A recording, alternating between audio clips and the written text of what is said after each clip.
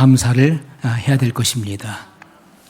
하나님께서 허용하지 않으면 그러한 환경이 내게 오지 않는다고 하는 이런 분명한 믿음 안에서 우리는 범사에 감사할 수 있습니다. 우리 욥기에서는 율법의 행위로서는 구원을 얻을 육체가 없다는 것을 분명히 우리에게 보여주는 책입니다. 하나님께서 욥의 그 율법을 성실하게 준수하는 그 행위를 칭찬하셨어요. 그러나 그 율법의 행위로서는 구원을 얻을 수 없다는 것이 성경의 진리인 것입니다. 자, 마귀가 욥을 참소할 때 하나님께서는 욥에게 그 고난을 허용하시게 됩니다. 자, 이 고난을 통해서 처음에 욥은 그 이유를 알 수 없는, 본인은 그 율법을 철저하게 준수하는데 이런 고난이 내게 왜 온 것인지 그 고난의 이유를 알 수 없었습니다. 그러나 이 고난을 통하여 욥이 가지고 있었던 그 율법의 의가 깨지기 시작합니다. 그러면서 그가 결국에는 나를 구원하시기 위해서 오시는 그리스도를 보게 되는 것입니다. 그것이 결론적인 부분입니다. 그래서 결국 욥은 구원을 얻게 되는 것이죠. 자, 오늘 본문의 말씀에 보면 내가 주께 대하여 귀로 듣기만 하였사더니, 내가 과거에는 주님께 대하여 구전으로 듣는 신앙이었었는데 이제는 눈으로 주를 배움나이다. 나를 구원하기 위해 오시는 그리스도를 보는 신앙으로 바뀌었다는 것입니다. 무엇을 통해서요? 바로 깊은 시련과 고난을 통하여 그리스도를 구원의 하나님을 만나게 됐다는 것입니다. 그러므로 내가 스스로 하나고 티끌과 제 가운데서 회개하나이다. 율법의 의가 철저하게 깨지고 상한 심령이 되는 것을, 그 과정을 우리에게 보여주고 있는 것입니다. 우리는 하나님께서는 상한 심령을 외면치 않으신다고 말씀하고 있습니다. 깨어지고 부서진 심령. 그래서 오직 하나님께 그 눈이 고정된 그런 심령을 하나님은 멸시치 아니하시고 그들의 기도를 받으시는 분이심을 성경은 우리에게 분명히 계시하고 있습니다. 욥기에서 우리에게 보여주는 바와 같이 하나님은 고난을 주기도 하시지만은, 그러나 대부분의 고난은 내가 잘못된 그런 결정에 의해서 고난이 오기도 하고, 또 대부분은 마귀에 의해서 주어진다는 것을 우리는 알 수가 있습니다. 나 스스로가 하나님 말씀 밖으로 나가게 되면은 고난을 만나게 되는 것입니다. 그것이 성경이 우리에게 말씀하고 있는 교훈이에요.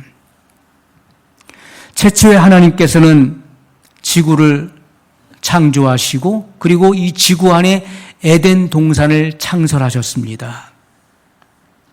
하나님은 아담에게 다스리고 정복하라고 하는 이런 지구의 통치권을 아담에게 주셨던 것입니다.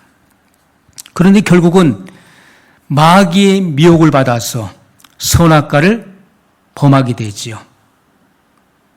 지구의 통치권이 합법적으로 아담에게서 마귀에게로 넘어가게 되었습니다. 이 선악과의 사건은 무엇입니까? 바로 더 이상 하나님을 창조주로 인정하지 않겠다는 거예요. 더 이상 하나님을 나의 왕으로 인정하지 않고 나 스스로가 하나님이 되고자 하는 사건이었던 것입니다. 그러므로 선악과를 범한 사건은 바로 이 지구에서 있었던 대반역의 사건이었다는 것입니다.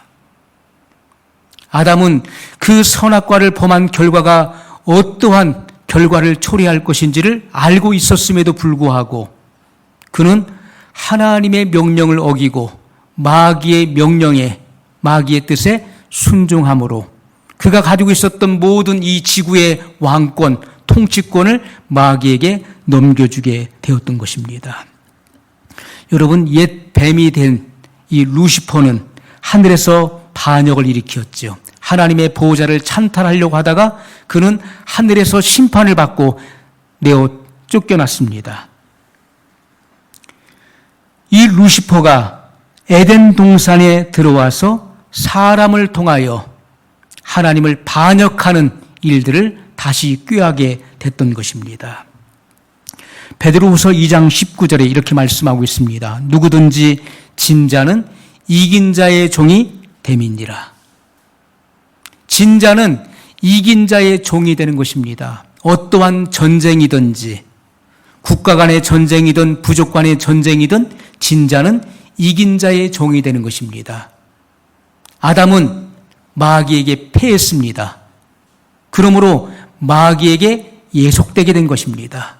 이 지구의 통치권을 마귀에게 고스란히 넘겨주게 된 사건이 일어나게 된 것입니다. 그때부터 대부분의 우환과 질병과 이런 고난, 이런 고통, 고난의 문제는 마귀에 의해서 만들어지기 시작했던 것이지요. 자, 많은 사람들이 자기가 겪고 있는 고난의 문제, 시련의 문제를 자기의 죄와 결부시켜서 나의 죄로 인해서 내가 지금 이러한 고난을 받고 있는 것이다라고 말을 하는 분들이 많이 있습니다. 그런데 예수님께서 누가복음 13장에서 실로암의 망루가 무너져서 18명이 죽게 되는 사건이 일어났습니다. 그 사건에 대해서 예수님께서 하시는 말씀을 들어보세요. 그들이 다른 사람보다 더 죄가 있어서 그런 것이 아니다라고 주님은 말씀했습니다. 오늘 우리의 현실을 한번 우리가 바라봐야 됩니다. 신앙생활을 하면서 하나님의 뜻대로 살고자 하는 신실한 그리스도인들은 주님께서 명령하신 좁은 문을 통과하여 매우 좁은 길을 가야 되기 때문에 현실 생활에서 많은 손해를 보게 됩니다. 불이익을 당하게 되죠. 정직한 삶을 추구하다 보니까 많은 이득을 얻지 못하게 됩니다. 그렇기 때문에 더 어려운 생활을 할 수 있다는 것이 성경이 우리에게 증거해 주고 있는 것이죠. 우리가 교회 안에도 종교 생활하는 종교인들이 있고 진정으로 물과 성령으로 거듭난 참 그리스도인도 있는 것입니다. 그러나 모든 이들이 다 시련과 고난을 겪습니다. 종교인도 그리고 거듭난 그리스도인들도 고난을 겪습니다. 그런데 우리가 그들이 겪는 이러한 고난 그리고 고통에 어떤 차이가 있는가 하는 것이죠. 고난은 같을 수 있습니다. 같은 종류의 고통과 고난을 겪을 수 있어요. 그러나 그 고난을 받아들이는 자세가 다른 것이고 결과도 각각 다르게 나타난다는 것을 성경은 우리에게 분명히 제시하고 있습니다. 같은 고난을 받더라도요, 종교인들은 하나님을 원망하게 되어 있습니다. 그리고 남을 탓하는 것이죠. 그것을 내 책임으로 받아들이지 않고 또한 하나님의 허용하시는 그 섭리로 인정하지 않고 항상 환경을 탓하고 남을 탓하고 간접적으로 하나님을 원망하는 이들이 나오게 되는 것입니다. 그렇기 때문에 가라지와 쭉정이의 그런 정체성을 드러낸다는 것입니다. 그러나 진정한 그리스도인들은 그 고난을 통하여 신앙이 성장하게 되어 있는 것입니다. 결국 알곡의 정체성을 드러내게 되는 것이죠. 여러분, 고난 속에서도 하나님의 섭리를 이해하고 그러한 고난을 신앙으로 극복하게 되면 신앙의 열매를 맺게 되는 것입니다. 오늘 우리들은 고난을 통해서만 배울 수 있는 믿음이 있다는 것입니다. 이것은 돈으로 살 수 없는 것입니다. 반드시 고난을 통해서만 배울 수 있는 믿음이 있어요. 우리가 지금은 매우 깊고 그리고 긴 터널을 통과하는 그러한 시대를 우리가 살고 있습니다. 내 마음과 그리고 삶의 뿌리를 내리고 있었던 세상으로부터 하나님께 눈을 돌리게 되는 것입니다. 이 고난을 통해서요. 고난이 없을 때는 내 마음과 삶이 세상에 심취되어서 세상에 깊이 뿌리를 내리고 있었는데, 고난이 찾아오니까 세상을 향했던 나의 마음과 모든 삶의 그러한 시선이 오직 하나님께 돌리게 된다는 것입니다. 시편 기자는 시편 121편 1절로 2절에 이렇게 고백하고 있습니다. 내가 산을 향하여 눈을 들리라. 나의 도움이 어디서 올꼬? 나의 도움이 천지를 지으신 여호와에게서로다. 이렇게 기록하고 있습니다. 내가 산을 향하여 눈을 들리라. 세상을 바라보았던, 세상에 고정되어 있었던 그러한 시선이 환난과 고난을 통해서 천지를 지으신 하나님께로 고정되었다는 것을 고백하고 있는 것입니다. 고난을 통해서 우리의 눈이 낮아지게 되는 것입니다. 여러분, 교만한 눈은 높은 눈을 가지고 있는 것이죠. 그렇기 때문에 항상 남을 자기 아래로 보는 것입니다. 그러한 교만한 눈이, 높아진 눈이 고난을 통해서 그 눈이 낮아짐으로써 내가 주님 앞에 비천한 자임을 깨닫게 되고 우러러 하나님을 바라보게 된다는 것입니다. 그러므로 고난을 통해서만 배울 수 있는 그러한 믿음이 있는 것입니다. 사람은 이러한 깊은 절망과 고난을 통과하면서 그 믿음이 진실한 믿음으로 바뀌어지게 되는 것입니다. 고난을 통과한 사람들은요, 자기 자신을 깊이 성찰하게 되죠. 그리고 모든 일들을 깊이 숙고하게 되는 것입니다. 고난이 없이는 그러한 믿음과 그러한 심각성을 만들어낼 수가 없는 것입니다. 자, 두 번째는요, 고난을 통해서만이 진짜와 가짜가 그 실체를 드러내게 되는 것입니다. 우리가 평화롭고 모든 일들이 다 형통할 때는 진짜와 가짜의 그 진위가 가려질 수가 없는 것입니다. 사람들은 저마다 신앙의 집을 짓는 건축자로 성경은 예수님께서는 비유를 하셨습니다. 모든 사람들은 다 저마다 신앙의 집을 짓는 건축자와 같다. 나의 하는 이 말을 듣고 행하는 사람은 그 집을 반석 위에 세우는 지혜로운 건축자이고, 나의 이 말을 듣고 행치 않는 자는 그 집을 모래 위에 세우는 미련한 건축자와 같다고 예수님께서는 말씀하셨습니다. 그러나 그 쌓은 공력을 나타낼 때가 온다고 말씀하시면서 비가 내리고 창수가 나고 바람이 불어 그 집에 부딪힘에 반석 위에 세운 집은 흔들리지 않는다는 거예요. 그러나 모래 위에 세운 집은 그 무너지되 그 무너짐이 심하리라고 말씀했던 것입니다. 그것은요, 우리가 시련과 환난을 통해서, 고난을 통해서 그 신앙의 정체성이 반드시 드러난다는 것입니다. 진짜와 가짜의 그 진위가 그 고난을 통해서 반드시 가려진다는 것을 성경이 말씀하고 있다는 것입니다. 여러분, 통에 구정물이 담겨져 있는데 그 구정물도 며칠이 지나면요, 우리가 눈으로 봤을 때 투명하고 깨끗해 보입니다. 깨끗하고 맑은 물처럼 보이지만은 거기에 막대기를 넣어서 져서 보십시오. 그러면은 그 밑에 깔려있는 침전물들이 다 올라와서 온갖 그 더러움이 밝히 드러나게 되는 것입니다. 내 속에 무엇이 담겨 있느냐가 중요한 거예요. 사람은 그 쌓은 선에서 선을 내는 것이고 쌓은 그 악에서 악을 내는 것이라고 주님은 분명히 말씀했습니다. 내 마음 속에 무엇을 쌓았느냐, 하는 것이 중요한 것입니다. 그래서 우리의 이 입은 마치 저수지에 이 수원지의 물을 담고 있는 이 수문과 같은 것입니다.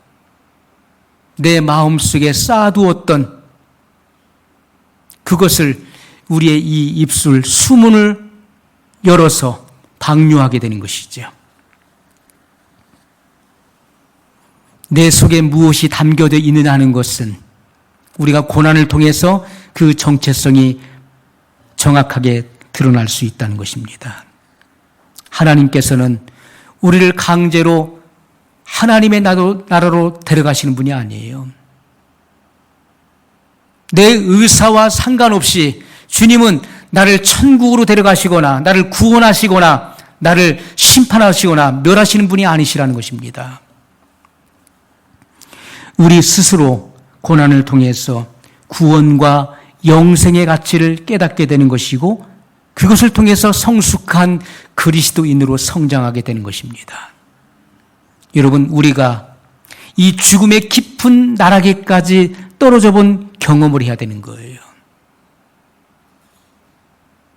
사망의 음침한 골짜기를 경험할 때 비로소 이 구원과 생명의 가치가 얼마나 중요하다는 사실을 우리는 비로소 알게 되는 것입니다. 전쟁을 경험해 본 세대는요, 평화의 중요성을 절감하게 되는 것이죠.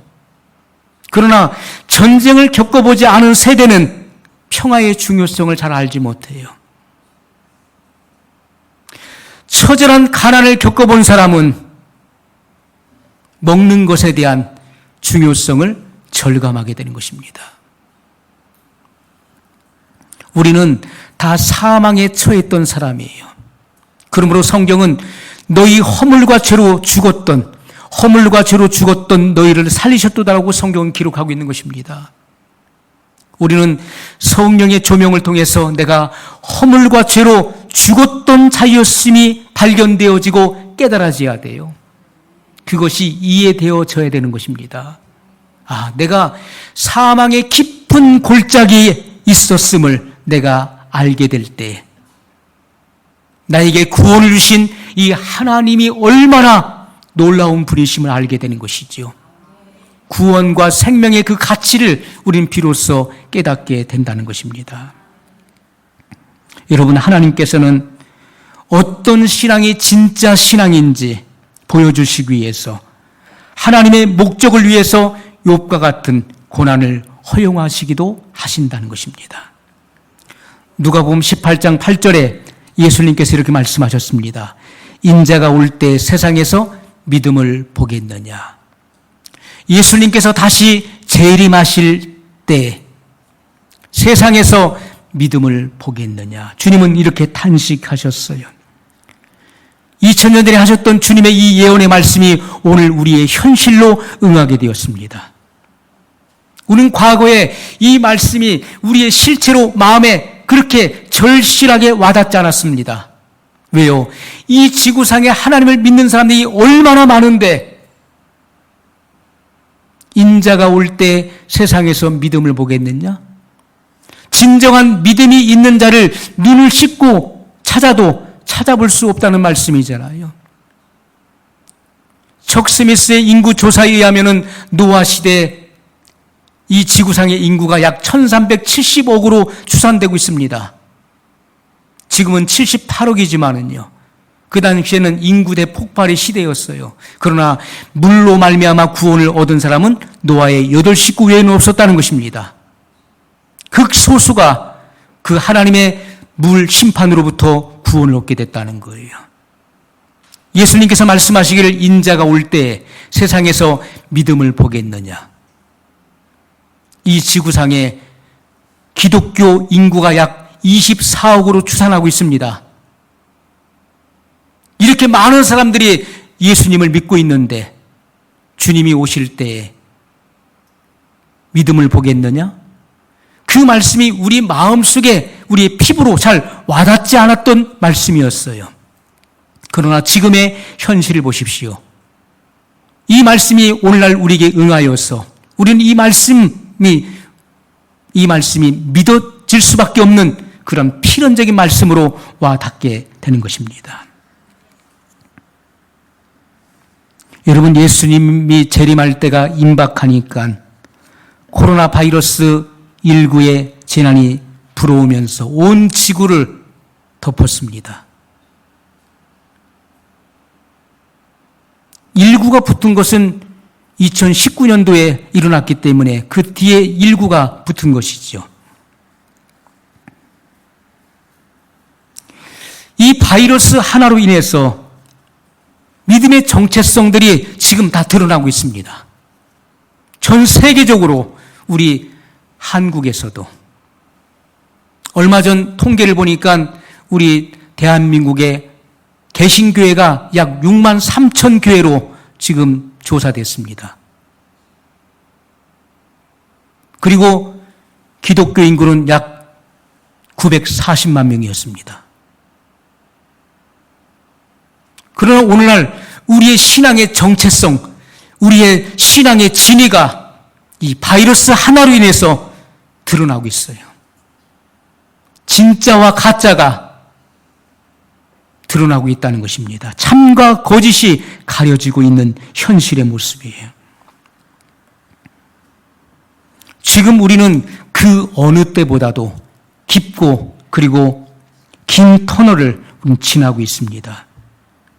예수님의 오실 때가 임박하니까 지금 세상에 나타나는 징조를 통해서 또 교회 안의 징조를 통해서 주님의 이 재림을 부인할 수 없는 이런 사실이 확연히 드러나고 있는 것입니다. 사회적 거리두기 운동을 진행하면서 사람과의 거리로 끝난 것이 아니라 하나님과의 거리두기가 되어버렸습니다. 그래서 교회를 멀리하고 예배를 멀리하고 하나님을 이제는 완전히 떠나서 세상으로 멀리 가버린 이들이 얼마나 많이 있습니까? 신앙을 다 잃어버렸어요. 오히려 불신자보다도 더 악해진 이들이 얼마나 많이 있습니까? 오프라인 예배에서 온라인 예배로 전환되면서 집에서도 예배를 드리지 않고 수많은 교인들이 타락하고 방종에 빠지는 그런 삶으로 돌아가 버렸습니다. 이제는 교회를 나오지 않고 오히려 불신자들과 합류해서 교회를 비난하는 일에 동조하고 있는 모습들을 우리는 보고 있습니다. 수많은 유튜브 채널들이 성행하고 있습니다. 수많은 이단들이 미혹하는 내용들을 마치 진짜인 것처럼 그렇게 드러내 놓고 있습니다. 어떤 내용들은요, 주일 예배, 꼭 주일을 지키라고 하는 그런 주일을 지칭하는 단어가 성경에 있지 않다. 그러므로 일주일에 하루를 정해서 아무 때나 자유롭게 예배를 드리면 되는 것이다. 그것이 예배다. 그렇게 주장하는 분도 있습니다. 없던 믿음마저도 다 잃게 만드는 거예요. 그러한 내용을 들으면서 수없이 많은 이들이 댓글을 답니다. 위로받았습니다. 그동안 주일 성수하지 못해서 마음에 부담을 갖고 있었는데 너무나 위안이 됩니다. 수백 개의 댓글이 올라갑니다. 여러분, 마태복음 25장에 10처녀의 비유가 등장합니다. 예수님께서 친히 비유로 하신 말씀이에요. 그 10처녀는 다 신랑을 기다리던 처녀들이었습니다. 그들은 다 나름대로의 신앙생활을 하는 자들이었어요. 그들은 세상 불신자들이 아니었습니다. 불신자였다면 10처녀라고 말씀하지 않았을 것입니다. 불신자들은 신랑을 기다리지 않습니다. 그들이 신랑을 기다렸다라고 성경에 기록된 것을 보았을 때 그들은 다 교회 생활을 하는 자들이었어요. 그러나 주님은 말씀하시기를 그 중에 5은 슬기롭고 5은 미련한지라 이렇게 구분해서 말씀하셨어요. 신랑이 더디오므로 다 졸며 잘세. 자, 주님은 우리에게 분명히 말씀하고 있습니다. 많은 사람들이 이 말씀을 그대로 문자적으로 읽으면서 마지막 시대가 되니까 열 처녀가 다 졸며 잤다. 주님은 그것을 말씀하신 것이 아니라 주님은 분명히 이 두 부류의 처녀를 구분했다는 것입니다. 그 중에 5은 슬기롭고 5은 미련한지라. 그 중에 슬기로운 5 처녀는 졸았다는 것이고 미련한 5 처녀는 잤다는 것을 말씀하고 있는 것입니다. 조는 것과 자는 것은 분명한 차이가 있는 것입니다. 사람이 깊이 잠에 취하게 되면은 자는 것은 죽은 것 같은 것입니다. 죽은 자와 방불한 거예요. 우리가 깊이 잠에 취했을 때는 세상에서 무슨 일이 일어나는지 전혀 알 수가 없는 것입니다. 예수님의 재림의 징조를 보여주어도 깊이 영적인 잠에 취해 있는 사람은 깨닫지 못하고 보아도 보지 못하는 것이고 들어도 알지 못하는 것입니다. 그것을 말씀하고 있는 거예요. 마지막 시대에 재난의 바람이 불어오고 예수님의 그 재림의 조짐이 눈앞에 밝히 보여지고 있음에도 불구하고 세상과 교회 안에 이런 현상들, 이러한 징조가 확연하게 드러나고 있음에도 불구하고 깊은 잠에 취해 있는 자들은 평안하다, 안전하다, 아직 예수님 오실 때가 멀었다, 우리 세대는 오시지 않는다. 이들이 바로 미련한 5 처녀에 해당된다는 것입니다. 그러나 슬기로운 5 처녀는 졸았다는 것이죠. 졸았다는 것은 그들이 자다 깨다 설잠에 취해 있었던 것입니다. 자다 깨다 했다는 거예요. 그러다가 재림의 징조가 확연하게 드러나니까 그들은 깨어났다는 것입니다. 깨어 일어나서 등과 함께 기름을 준비하고 있었다는 것이죠. 성경은 그것을 말씀하고 있는 거예요. 그렇기 때문에 그들은 슬기롭다라고 주님께서 말씀하신 것입니다. 여러분, 이 말씀 속에 감춰져 있는 이 성경의 이 진리를 우리가 깨달아야 되는 것입니다. 그러므로 주님께서는 어린아이와 같이 자기를 낮추는 그들에게 이 진리를 드러내신다고 말씀하고 있어요. 그 비유, 그 말씀 나는 수백 번 들었고 성경을 통해 난 다 아는 말씀이야. 다 졸며 잤어. 그런 사람들에게는 이 진리를 드러내시지 않는 것입니다. 성경은 우리에게 깊은 진리, 우리는 이 성경에 감춰져 있는 보화를 찾아내야 되는 것입니다. 숨어 계신 하나님을 발견하라고 말씀하고 있어요. 감춰져 있는 이 밭에 감췄다는 것은 성경 말씀 속에 감춰져 있는 이 보화를 우리가 캐내야 된다는 것입니다.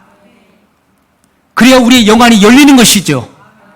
진리이신 예수 그리스도를 발견해야 되는 것이고 이 속에 감춰진 성경의 비밀한 계시를 우리가 깨닫게 되는 것입니다.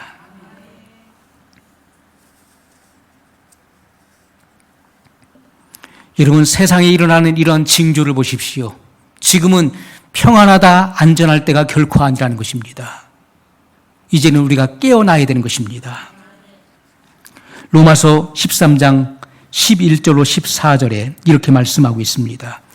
또한 너희가 이 시기를 알거니와 자다가 깰 때가 벌써 되었으니.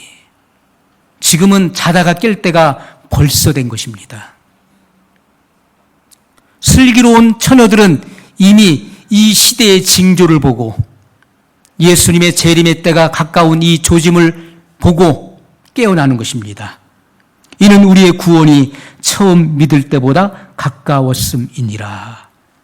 밤이 깊고 낮이 가까웠으니 그러므로 우리가 어둠의 일을 벗고 빛의 갑옷을 입자. 여러분, 밤이 깊다는 것은 낮이 가깝다는 증거인 것입니다. 죄악이 깊다는 것은 예수님의 재림의 때가 임박했다는 것을 우리에게 보여주고 있는 거예요. 지금 여러분, 우리의 현실을 보십시오. 전 세계가 들썩이고 있고 우리 자유 대한민국도 감시와 통제 속으로 들어가고 있는 현실을 우리가 살고 있습니다. 여러분, 이제 드러날 세계 단일 정부는 공산주의인 것을 분명히 말씀드렸습니다. 철저한 감시와 통제 속으로 들어가게 되는 것입니다. 밤이 깊고 낮이 가까웠으니 그러므로 우리가 어둠의 일을 벗고 빛의 갑옷을 입자. 하나님의 전신갑주를 취해야 되는 것입니다. 낮에와 같이 단정히 행하고 방탕과 술 취하지 말며 음란과 호색하지 말며 쟁투와 시기하지 말고 오직 주 예수 그리스도로 옷 입고 정욕을 위하여 육신의 일을 도모하지 말라고 말씀하고 있습니다. 우리가 밤에는 방종합니다. 왜요? 어둡고 잘 표시가 나지 않기 때문에. 그러나 낮에는 우리가 옷을 단정하게 입습니다. 왜? 보는 눈들이 많기 때문에. 낮에와 같이 단정히 행하고 방탕과 술 취하지 말며 음란과 호색하지 말며 쟁투와 시기하지 말고 오직 주 예수 그리스도로 옷 입으라고 말씀했어요. 우리가 의의 옷을 입어야 되는 것입니다. 우리가 입을 옷은 빛나고 흰 세마포라고 말씀하고 있고 이 옷은 바로 성도들의 옳은 행실인 것을 분명히 말씀하고 있습니다. 성경에 열거되어 있는 이 모든 내용들은 바로 우리의 신앙의 행위를 말씀하고 있는 것이죠. 우리가 때때로 이해할 수 없는 고난을 받을 때 욥과 같이 하나님의 말씀으로 돌아가 우리 자신의 신앙을 점검해 봐야 되는 것입니다. 내가 믿음에 있는가? 나 스스로를 하나님의 말씀을 통해서 점검하고 검증을 받아야 되는 것입니다. 하나님 말씀을 통해서 내 신앙이 지금 바르게 가고 있는가? 나는 좁은 문을 통과했고 그리고 매우 협착한 길을 하나님의 지엄한 말씀의 법도를 따라서 나는 살아가고 있는가? 우리 자신의 신앙을 검증받아야 되는 것입니다. 하나님의 궁극적인 목적이 무엇인가를 알아야 돼요. 성령이 내 안에 오신 그 궁극적 목적이 무엇인지를 알아야 돼요. 자기의 기쁘신 뜻을 위하여 너희로 소원을 두고 행하게 하시나니. 성령이 내 안에 오신 것은 내 뜻을 성취해 주시기 위해서 오신 것이 아니라는 것입니다. 내 삶의 목적과 목표를 이루시기 위해서 내 안에 오신 것이 아니라는 거예요. 성령님은 오직 보호자에 계신 아버지의 뜻 외에는 없는 것입니다. 보호자에 계신 아버지의 뜻을 성취하기 위해서 내 안에 오셔서 내 안에 선한 동기를 부여하신다고 분명히 말씀하고 있어요.